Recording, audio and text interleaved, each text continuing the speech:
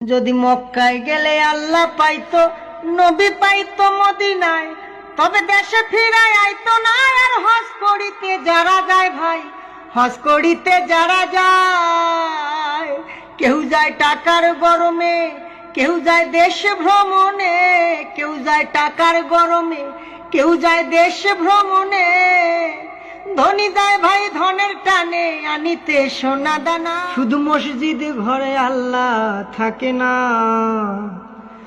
তুমি প্রতি বছর হজে গিয়া খরচ করো যেই টাকা, ওই টাকা গরিব রে দিলে গরিব আর থাকে কেবা, গরিব আর থাকে কেবা।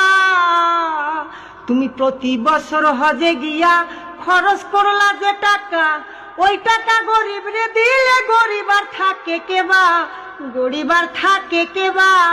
তোমার ধন থাকে পরে গরিব না খাইয়া মরে, তোমার ধন থাকে পরে গরিব না খাইয়া মরে।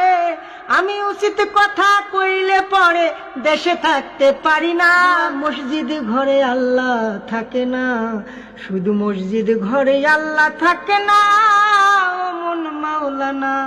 ভাই সকল, এই যে গান যেটা আছে, এই গানটা কি হইল নুরানি দুকা। নুরানি দুকা বলতে আপনারা একটা কথা আমি কইতাম, সেই গানের মধ্যে কিছু কথা হয়েছে যে তা মানে কথা আমরা ইসলামের বিরোধী হয়ে যায়। এখন একটা কথা ইনো গানের মধ্যে উল্লেখ করা হয়েছে যে তুমি হজ গিয়া অত টাকা খরচ করডা, এই টাকা তুমি গরিবরে পাঠিয়ে দিতে। সর্বপ্রথম মাত হইয়া দেখলো কলিমা, নমাজ, রোজা, হজ, জাকাত, এই যে পাঁচটা জিনিস আছে, এগুন আমরা ইসলাম ধর্মী মানুষ যারা আছেন এরা মানতেও লাগবো, এগুন না মানলে কোনো উপায় নাই।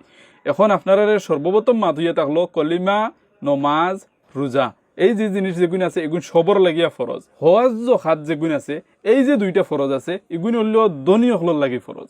এই যে ধনী হকলর লাগি ফরজ যেগুন, তুমি ফরজ আদায় না করিয়া যদি গরিবরে টেকা পাঠিয়ে দাও, হিগু তোমার উপরে ফরজ নাই, কিন্তু তোমার উপরে জাকাত ফরজ আছে, তুমি জাকাত দেওয়া লাগবো গরিবরে। তোমার টেকার হিসাব করিয়া 2.5 টাকা এই যে টেকা যেগুন আছে এগুন তুমি গরিবরে দেবাও লাগবো।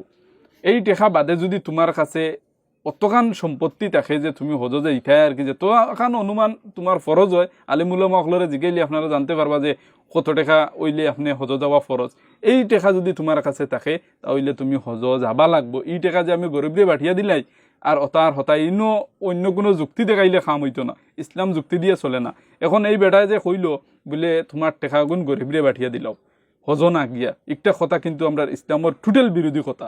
এরপরে আর একটা কথা ইনো বেটায় উল্লেখ করছে, হজ গিয়ে যদি আল্লাহ ভাবা যাইতো, নবী ভাবা যাইতো সাল্লাল্লাহু আলাইহি সাল্লাম, তাহলে মানুষ গুড়িয়া কিতার লাগে যাইতো। ভাই হিন্ন তোমার জায়গা দিব নি হদেশ, আর নাইলে তো গুড়িয়া মানুষ আইলে না নে। এই দেশ বিচার লইয়া ও ডেটর লাগি ও দিনের লাগি যাবা হয়, যতদিন তোমার এখন ইজাজত দেবো হইব রইবার, অতদিন তুমি রোয়া লাগবো।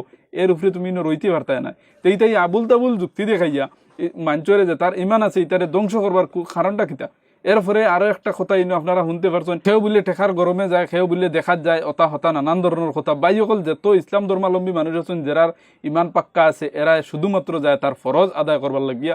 তার উপরে হজ ফরজ হয়েছে ও কারণে হে হজ যাইব। ইন্ন তুমি অন্য যুক্তি দেখাইয়া তুমি টেকা গুণ তোমার দিত, তার মা তো ইয়ে থাকলো যে তারে টেকা গুণ দিলে আর হে ও গুণ মসমসাইয়া খাইতো, আর তোমার ফরজ লইয়া তুমি মরে যাও, তোমার ফরজ আদায় করার জরুরি না। তার যুক্তি হইল ওখান।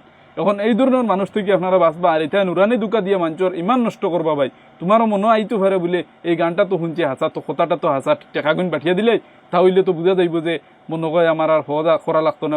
তোমার উপরে হজ ফরজ ওই গেছে, তুমি হজ যাওয়া লাগবে একদম। আপনারা যে কোনো আলিমরে জিগাইবা তাহলে আপনারা নিশ্চয় বুঝি লইতে পারবা যে এই গান আমি কিতা হইয়ার বা অন্য ওয়াজ থেকে আমি নিশ্চয় বেলা করে শুনিয়া আপনারা হইয়ার। আমি শুধুমাত্র এই যে আউরি হইলি ইয়ারিলা না, আপনারাও জিগাইবা। আপনারা মহল্লাত ইমাম আসেন, আপনারা যদি যারা কাছে আলেমুলামা অকল আছেন, বড় মাদ্রাসা অকল আছে, আজকাল তো সব জায়গাত আলেমুলামা অকল আছেন, আপনারা জিগাই এই জিনিসগুলো বুঝবা। এই যে ধরনের গান আছে এটা গান থেকে আপনারা হরিয়া থাকবা না, এটা ইমান নষ্ট করবো। ভাই আজকের ভিডিওটা আপনারা বেশ বেশ করে শেয়ার মারবা। আসসালামু আলাইকুম।